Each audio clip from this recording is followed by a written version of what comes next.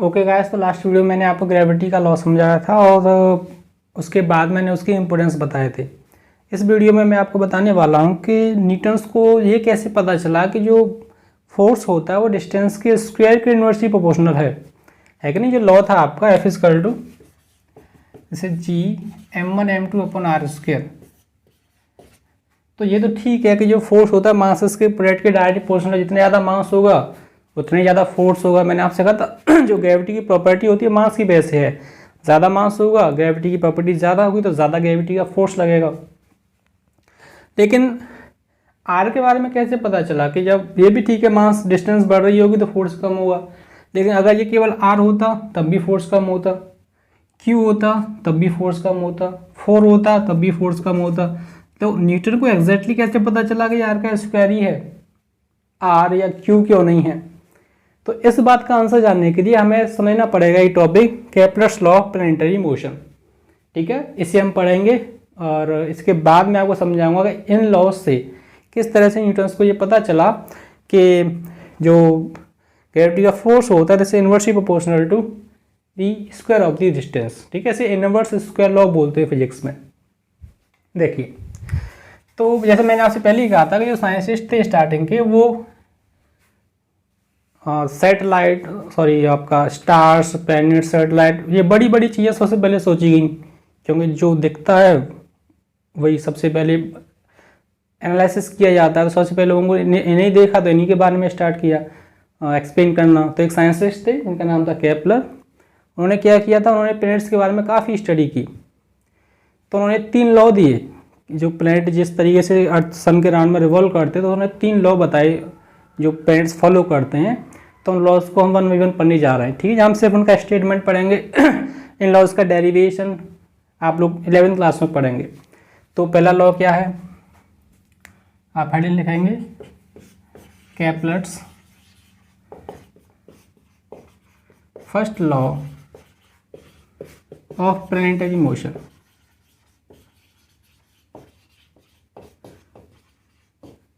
तो केप्लर्स का पहला लॉ क्या है प्लैनेटरी मोशन का? तो फर्स्ट लॉ ये कहता है, केप्लर ने ये कहा था कि कोई भी जो प्लैनेट है वो सन के राउंड में क्या करता है, एक इलिप्टिकल पाथ में मूव करता है। अब एलिप्स क्या होता है ये मैं आपको मैथमेटिक्स में डिटेल में पढ़ा चुका हूँ। ठीक है, आप वहाँ जाइए, मैथ के वीडियो को देखिए, ये शायद सेकंड वाला वीडियो है मैथ पर। मेरी फिजिक्स पढ़ने के लिए आप सबसे पहले मेरा मैथमेटिक्स समझिए, ठीक है, तब ये फिजिक्स आपको अच्छे से समझ में आएगी। तो एलिप्स में आपको बता चुका हूँ कि कोई भी जो सैटेलाइट है प्लैनेट है वो सन के राउंड में क्या करेगा, एक इलिप्टिकल पाथ में मूव करेगा। और जो सन होगा क्या करेगा, उसके किसी एक फोकस पर सिचुएटेड होगा। किसी इलिप्स के 2 फोकस होते हैं, यहाँ इसे भी फोकस बोलते हैं, इसे भी फोकस बोलते हैं। तो ये क्या आपका, ये आपका सन। और जो प्लैनेट है दिस इज पी, ये सन के राउंड में इसका जो पाथ होगा जैसे इलिप्टिकल पाथ। ठीक है, इलिप्स क्या होता है मैंने आपसे कहा था, जैसे एक है अंडा, उसका फोटो कैप्चर करेंगे तो जो ओवल शेप दिखाई देगी 2 डायमेंशन में, उसे क्या बोलते हैं, इलिप्स बोलते हैं। तो उसने ये कहा था कि जो प्लैनेट है वो क्या करता है, सन के राउंड में एक इलिप्टिकल पाथ में मूव करता है। ठीक है, ये था केप्लर्स का first law of planetary motion. आप इसे लिखेंगे according to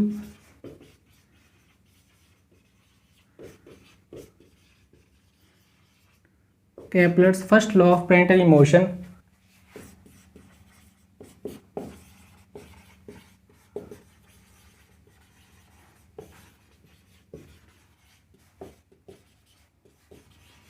the planet revolves around the sun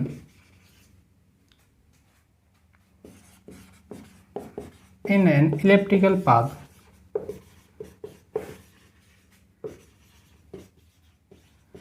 and the sun situated at one of the foci। आप ध्यान देंगे फोकाई जो वर्ड होता है ये फोकस का पूरा फॉर्म है। And sun is situated at one of the foci of the ellipse. और सन क्या होगा, सन आपका इस फोकस से, इस इलिप्स के किसी एक फोकस पर सिचुएटेड होगा। ठीक है, जैसे डायग्राम में मैंने ये शो किया है। तो ये फर्स्ट लॉ जो होता है आपका केप्लर का, ये सिर्फ क्या करता है, ऑब्जेक्ट के पाथ को बताता है कि सन के राउंड में कैसा है। ठीक है। सेकंड लॉ देखिए, सेकंड लॉ क्या कहता है, तो सेकंड लॉ ये कहता है कि एक लाइन जो सन और प्लेनेट को जोड़ती है, ठीक है, ध्यान से सुनिएगा, एक लाइन जो सन और प्लेनेट को जोड़ती है ये इक्वल टाइम में इक्वल एरिया कवर करती है। क्या मतलब रहा है इसका, इसका मतलब ये रहा कि सब प्लेनेट पहले यहाँ था, उसके बाद यहाँ से यहाँ पहुँचा पी से पी डैश तक, और मान लीजिए इसने एक टाइम लिया डेल्टा टी,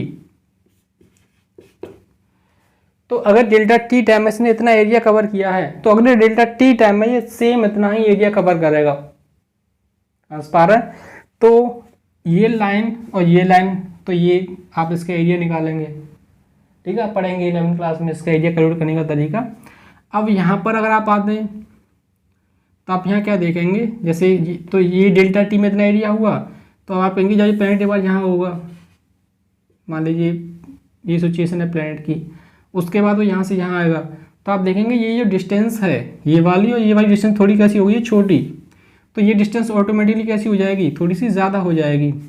क्यों मैंने आपसे कहा उसे सेम टाइम में सेम एरिया कवर करना है, तो यहाँ का ये डिस्टेंस कम होंगे तो एरिया कम होगा, तो ये डिस्टेंस कैसी हो जाएगी, ज़्यादा, जैसे एरिया क्या होगा, बढ़ जाएगा, इस एरिया के बराबर होगा, क्योंकि यहाँ ये डिस्टेंस ज़्यादा पड़ रही है तो ये कम है, यहाँ ये कम पड़ रही है तो ये ज़्यादा है। सेम जब यही प्लेनेट मान लीजिए यहाँ होगा तो डिस्टेंस कैसी होगी, बहुत कम, लेकिन टाइम उतनी टाइम में उतना ही एरिया कवर करना है, तो फिर ये क्या करेगा, थोड़ा तेज़ी से चलेगा, और तेज़ी से चलेगा तो ये इतनी डिस्टेंस कवर करेगा, तो आप देखेंगे ये एरिया कवर करेगा। तो ये सारी एरिया सेम होंगे और ये सेम टाइम में क्या किए गए होंगे, कवर किए गए होंगे। इसी वजह से जो ऑब्जेक्ट जब मूव कर रहा होगा ना यहाँ से यहाँ तक, तो इसकी स्पीड थोड़ी सी स्लो होगी, लेकिन जैसे जैसे ये सन के पास आएगा तो इसकी स्पीड क्या होगी, बढ़ती जाएगी। क्यों? क्योंकि उसे सेम टाइम में सेम एरिया कवर करना है, तो अगर एरिया कवर करना है, अगर ये डिस्टेंसेस कम पड़ गई हैं तो एरिया उतना ही कवर करना है, तो थोड़ा फास्ट मूव करेगा, तो क्या करेगा, इस डिस्टेंस को ज़्यादा कर लेगा। तो आप ये भी ध्यान रखेंगे कि कोई भी जो प्लैनेट होता है जब वो सन के अराउंड रिवॉल्व करता है तो उसका जो सब इलिप्टिकल पाथ है, जैसे जैसे वो सन के पास चलता है तो उसकी जो वेलोसिटी बढ़ती जाती है, और जैसे सन से दूर होता है उसकी वेलोसिटी क्या होती चली जाती है, कम होती चली जाती है। ठीक है, तो आप स्टेट में लिखेंगे क्या, कि जो लाइन ज्वाइन करती है सन और प्लैनेट को वो इक्वल टाइम में इक्वल एरिया कवर करती है। नीचे लिखेंगे द लाइन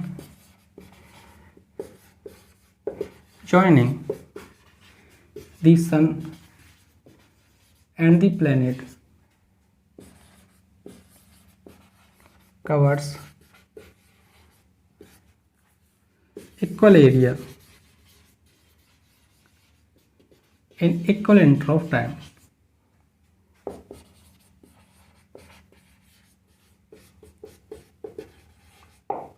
ठीक है, जो लाइन ज्वाइन करेगी किसको, सन को, और प्लैनेट को क्या करेगी, इक्वल टाइम में इक्वल एरिया कवर करेगी। ठीक है, तो अगर एरिया को डिवाइड कर देंगे टाइम से तो ये क्या बन जाती है, ये बन जाती है एरियल वेलोसिटी। तो इसे ऐसे भी कहते हैं, दैट इज दस द एरियल वेलोसिटी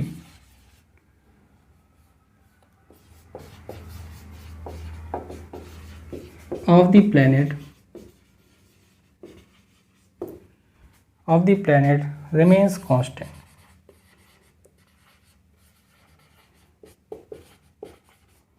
इस तरह से जो प्लैनेट होगा उसकी जो एरिया वेलोसिटी होगी कैसी रहेगी, वो आपकी कांस्टेंट रहेगी। ठीक है, ये था आपका सेकंड लॉ। आप इसमें का स्क्रीनशॉट लीजिए।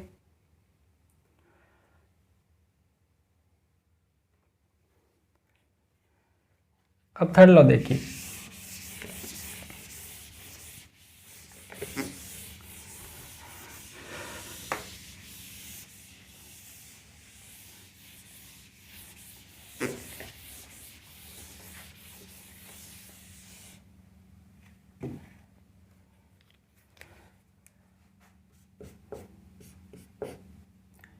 लिखेंगे third law of planetary motion.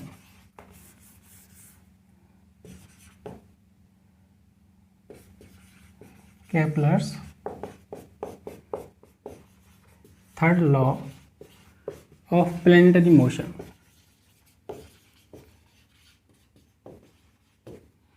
तो थर्ड लॉ क्या कहता है, तो थर्ड लॉ का जो स्टेटमेंट है इसे आप ध्यान से सुनेंगे, ये थोड़ा सा दूसरे वालों से थोड़ा सा टिपिकल पड़ता है। क्या कहता है ये लॉ? ये कहता है जैसे सन है, ठीक है, और मान लीजिए ये एक प्लैनेट है, ये सन के राउंड में रिवॉल्व कर रहा है, ठीक है, और सन इसके फोकस पर है, ये एक प्लैनेट है। एक दूसरा प्लैनेट है, वो भी इलिप्टिकल पाथ पर रिवॉल्व कर रहा है कि नहीं, ये दूसरा प्लैनेट है। तो पहले तो आप ये क्लियर देख सकते हैं कि जिस प्लैनेट का इलिप्टिकल पाथ होगा उसे अर्थ के सन के राउंड में एक कंप्लीट साइकिल करने में उतना ज़्यादा टाइम लगेगा, है कि नहीं। आप ये ध्यान रखेंगे, एक साइकिल को कंप्लीट करने में जो टाइम लगता है उसे टाइम पीरियड बोलते हैं। मैं आगे आपको सिखाऊंगा ये कि एक साइकिल को यहाँ से यहाँ तक कंप्लीट करने में जो टाइम लगता है उसे बोलते हैं टाइम पीरियड। तो ये एक टाइम पीरियड, एक साइकिल कंप्लीट करने में टाइम लगेगा, ये इसका एक टाइम पीरियड होगा T1। ये साइकिल कंप्लीट करेगा उसे टाइम लगेगा, दिस इज T2। इसके बाद एक तीसरा होगा, उसकी एक इलिप्टिकल ऑर्बिट होगी, उसे कंप्लीट करने में टाइम लगेगा, सपोज करिए T3। तो ये बिल्कुल ऑब्वियस है, जिसका इलिप्टिकल पाथ जितना बड़ा होगा उसे जो टाइम लगेगा उतना ही ज़्यादा लगेगा, है क्या नहीं। तो अब यहाँ पर हम ये आप ध्यान रखेंगे, रेडियस तो डिफाइन नहीं कर सकते क्योंकि ये परफेक्ट रेसिवियर नहीं है, सर्कल नहीं है। तो हम क्या मानते, एक एवरेज रेडियस मानते हैं, एक एवरेज डिस्टेंस मानते हैं, कहाँ से, सन से लेके प्लैनेट तक की। क्योंकि आपको पता है सन से लेके प्लैनेट तक की जैसे यहाँ ज़्यादा है, फिर और ज़्यादा, फिर यहाँ कम, फिर कम, फिर और कम। तो जो डिस्टेंस है सन से लेकर प्लैनेट तक की वो क्या चेंज करती है। तो हम क्या मानते हैं, मीन डिस्टेंस मानते हैं। मैक्सिमम डिस्टेंस ली, मिनिमम डिस्टेंस ली, उसका एवरेज ले लिया। तो हम क्या कहते हैं कि जो सन और प्लैनेट को जोड़ने वाली लाइन होती है, तो वो जो डिस्टेंस, मीन डिस्टेंस होती है, उस मीन डिस्टेंस का जो स्क्वायर है, सॉरी उसका जो क्यू होता है, वो उस प्लैनेट के टाइम पीरियड के स्क्वायर के डायरेक्टली प्रोपोर्शनल होता है, ठीक है। इसकी जो मीन रेडियस होगी, आप सारी डिस्टेंस लेंगे, उससे मीन निकालेंगे तो मीन डिस्टेंस आएगी सन से लेकर प्लैनेट तक की। तो उसका जो क्यू होता है वो उस प्लैनेट के टाइम पीरियड, मतलब एक साइकिल कंप्लीट करने में लगने वाले टाइम के स्क्वायर के डायरेक्टली प्रोपोर्शनल होता है, ठीक है। इस स्टेटमेंट को पहले लिखिए, the Q of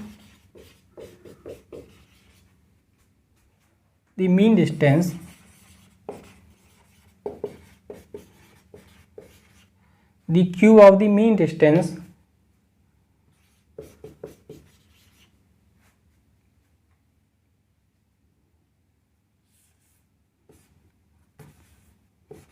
between the sun and the planet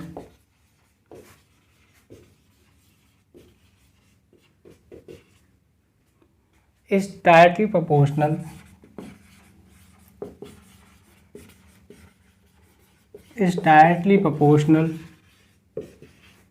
to the square of the time period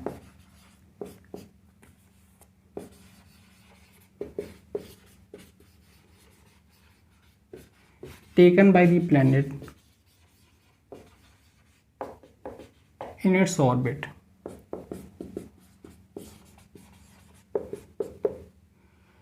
कि जो प्लैनेट है वो अपनी ऑर्बिट में एक टाइम पीरियड, एक साइकिल कंप्लीट करने में टाइम लगता है, उसे बोलते हैं टाइम पीरियड। तो जो मीन डिस्टेंस है उसका जो क्यू होगा, उसकी ऑर्बिट में उसका टाइम पीरियड है उसके स्क्वायर के डायरेक्टली प्रोपोर्शनल है।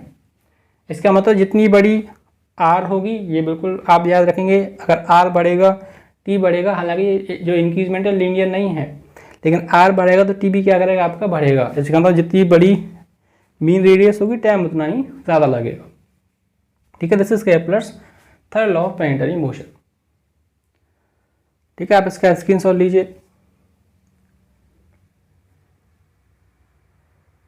ओके, तो जो हमारा मेन ऑब्जेक्टिव था क्या था कि ये पता करना कि न्यूटन ने ये कैसे पता कर लिया केपलर्स से के लॉ से कि जो ग्रेविटी का फोर्स होता है this is inversely proportional to the square of the distance. तो हम वो पता करने जा रहे हैं। तो आप इसमें लिखेंगे न्यूटन्स लॉ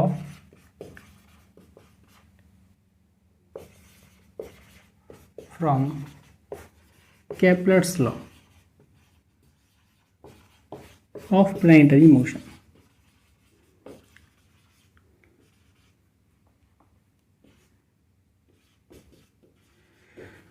देखिए, तो न्यूटन ने क्या किया था, सबसे पहले न्यूटन ने ये माना था कि जो, हालांकि केपलर ने ये कहा था कि जो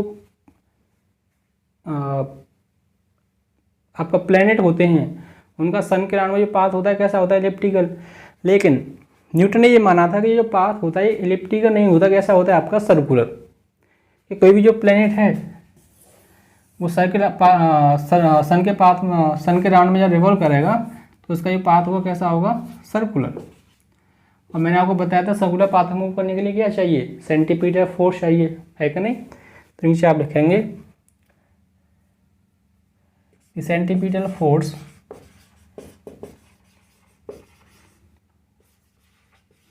required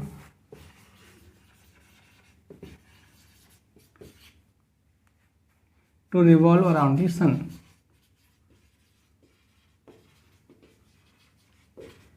मैंने आपसे कहा था कितना सेंटीमीटर फोर्स चाहिए होता है, तो एफ इज क्या, mv² अपॉन r। ठीक है, हमने ये मान लिया कि न्यूटन ने ये मान लिया था कि पाथ एलिप्टिकल होकर के कैसा है आपका, सर्कुलर है। तो कितना mv² अपॉन r। ठीक है, मैं इसे यहाँ लिख देता हूँ, F is mv² upon r।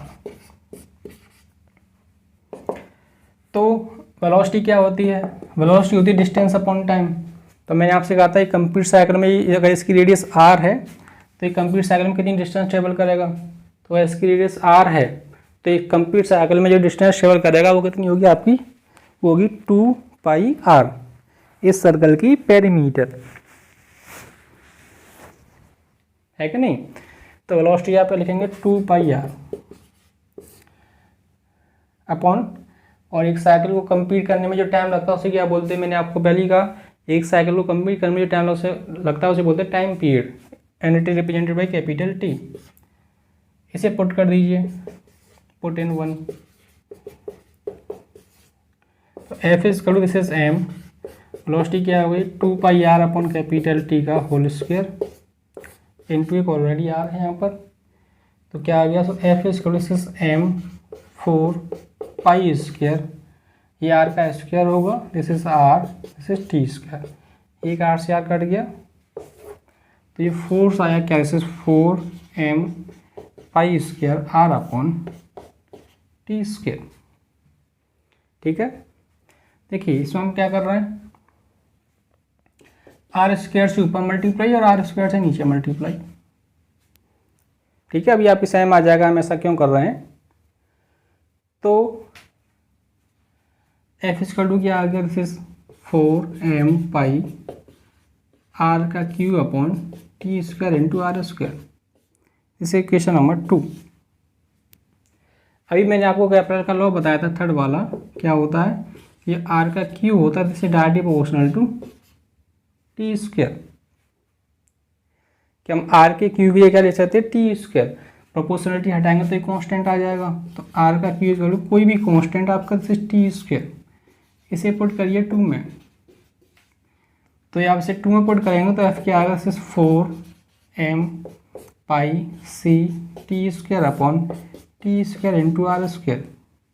तो आप देखेंगे t² से t² कैंसिल आउट हो गया, तो क्या आ गया, 4m²c अपॉन r²। तो आपको पता है 4 कांस्टेंट है, मास कांस्टेंट रहेगा प्लैनेट का, ये प्लैनेट का मास है जो रिवॉल्व कर रहा है उसके राउंड में, पाई कांस्टेंट है, सी भी कांस्टेंट है। तो क्या कंक्लूजन आया कि force is inversely proportional to 1/r²। तो न्यूटन को यहाँ से पता चला कि ये फोर्स लगता है ग्रेविटी का, that is inversely proportional to the square of the distance between the objects. यहाँ वो ऑब्जेक्ट कौन है, सन और आपका प्लैनेट। तो इस तरह से न्यूटन को पता चला था इनवर्स स्क्वायर लॉ के बारे में। ठीक है, ये जो पोर्शन था आपका, आप चाहे से स्किप कर सकते हैं एग्जाम के पॉइंट ऑफ व्यू से, लेकिन आप कोई भी कंपटीशन या एग्जाम देंगे तो ये आपको वहाँ काम आएगा। ठीक है, मैं आपको सजेस्ट करूँगा इसे पढ़िए, समझिए अच्छे से। ओके गाइस, इसके बाद आप नेक्स्ट वीडियो में कंटिन्यू करते हैं।